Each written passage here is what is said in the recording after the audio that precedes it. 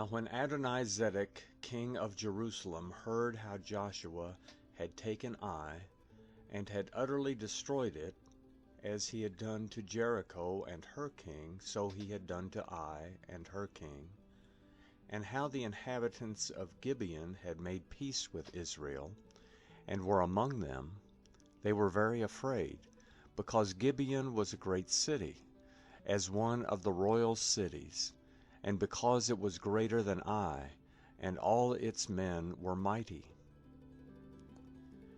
Therefore Adonizedek, king of Jerusalem, sent to Hoham, king of Hebron, Piram, king of Jarmuth, Japhia, king of Lachish, and Debir, king of Eglon, saying, Come up to me and help me.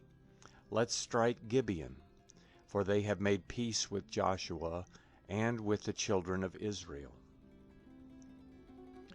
Therefore the 5 kings of the Amorites, the king of Jerusalem, the king of Hebron, the king of Jarmuth, the king of Lachish, and the king of Eglon gathered themselves together and went up, they and all their armies, and encamped against Gibeon, and made war against it. The men of Gibeon sent to Joshua at the camp at Gilgal, saying, Don't abandon your servants. Come up to us quickly and save us. Help us, for all the kings of the Amorites that dwell in the hill country have gathered together against us.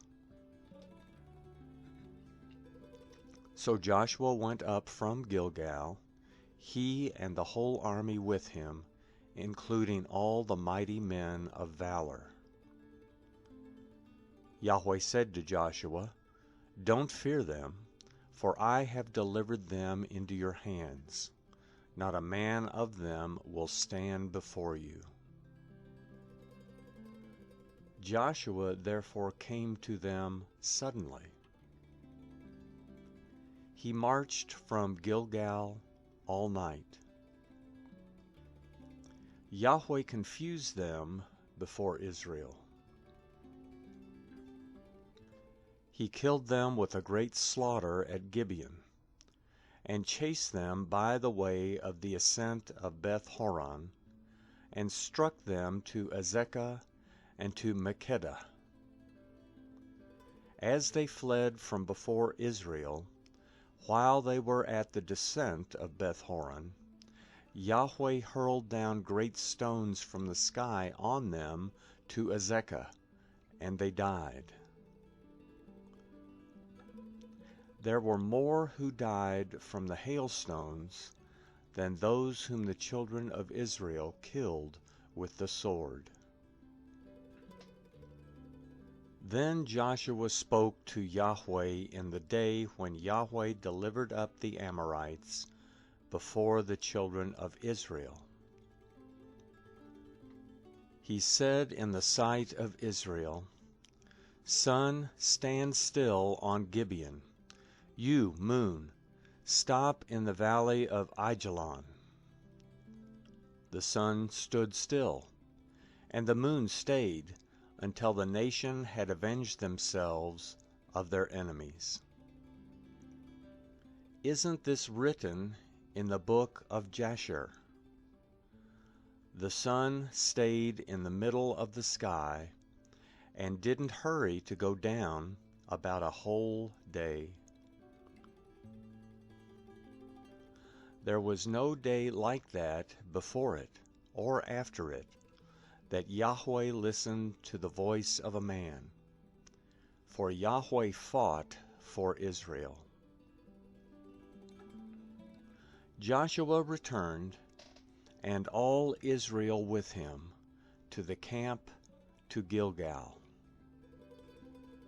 These 5 kings fled and hid themselves in the cave at Makkedah. Joshua was told, saying, The 5 kings have been found, hidden in the cave at Makkedah. Joshua said, Roll large stones to cover the cave's entrance, and set men by it to guard them. But don't stay there. Pursue your enemies and attack them from the rear.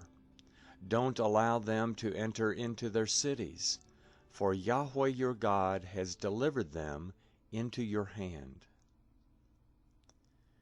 When Joshua and the children of Israel had finished killing them with a very great slaughter until they were consumed, and the remnant which remained of them had entered into the fortified cities, all the people returned to the camp to Joshua at Makkedah in peace.